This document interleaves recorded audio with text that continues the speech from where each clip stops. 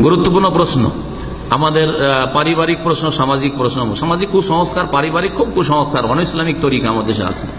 বাপ মাকে এক ভাই বলছেন যে আমি টাকা পয়সা তাদের খরচ খরচা দিই, কিন্তু তারা দাবি করে, বাপ মা দাবি করে যে সব টাকা তুই দে।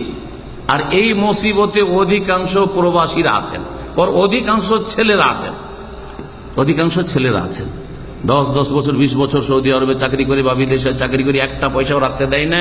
আর ভবিষ্যতে গেলেন 10 বছর পরে খালি হাতে গিয়ে করবেন কি?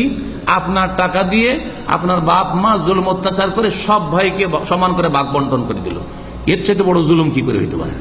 জুলুম, জুলুম।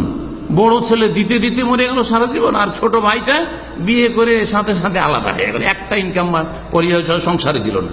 বড় জুলুম অত্যাচার। সুতরাং এই ক্ষেত্রে আল্লাহকে ভয় করা উচিত। এইরকম বাপ মাদেরকে তাদের অজ্ঞতার কারণে করছে, অথবা তাদের কুপ্রবৃত্তির অনুসরণে করছে।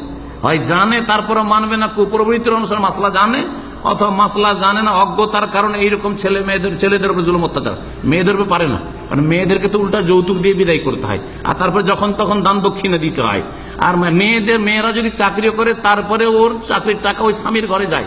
মেয়ের টাকা পয়সার উপরে লোভ দেখাইতে পারে না, কিন্তু ছেলের উপরে বেশি জুলুম চালে আমাদের দেশের বাপেরা মায়েরা। আল্লাহ পাক ওদেরকে হেদায়েত দান করেন, জানে না মাসলা, অথবা বললাম যে কুপ্রবৃত্তির অনুসার হাওয়া পরাস্তি বলা যেতে পারে। সেজন্য যেটা ফরজ সেটা শোনেন, ছেলের জন্য অথবা মেয়েদের জন্য। মেয়েরও যদি ব্যক্তি ইনকাম থাকে, চাকরি আছে ধরেন, হ্যাঁ, ব্যবসা বাণিজ্য আছে, অথবা ছেলের ইনকাম আছে, ছেলের ওপর বিশেষ করে, কারণ ভরণ পোষণের দায়িত্ব ছেলের ওপর। ছেলে আর বাপ মার কাছে নিজের ব্যক্তি মালিকানায় এত সম্পদ নেই যে সংসার চলবে। সুতরাং এইরকম বার্ধক্যে যদি বাপ মা পৌঁছে, বাপ মায়ের খরচ খরচা যাবতীয় প্রয়োজনে খরচ করে, খাওয়া দাওয়া, চিকিৎসা, বাসস্থান, পোশাক, এইসব দেওয়া ফরজ, এতটুকু ফরজ। কিন্তু বাপ মায়েরই যদি যথেষ্ট থাকে তাহলে তখন আর ফরজ থাকে না। মাঝে মধ্যে কিছু দিলেন খুশি করার জন্য, রাজি করার জন্য, এতটাই যথেষ্ট, এর বেশি কিছু ফরজ নয়। আর বাকি সব টাকায় বাপ মা নিয়ে নেবেন, নিলে আমানত। আপনার টাকা দিয়ে বাপ মা যতটা তার খরচ হলো করলো, আর বাকি টাকাটা আপনার নামে জমি জায়গা সম্পদ করে রাখবে অথবা জমা রাখবে। কিন্তু আপনার টাকা আমার টাকা নিয়ে ভাইদেরকে দেবে, বলবে যে ঠিক আছে আমার নামে প্রপার্টি হইলো, তোর মায়ের নামে হইলো, আর তোরা 5 ভাই মিলে ভাগ পাবি। এটা হারাম কাজ।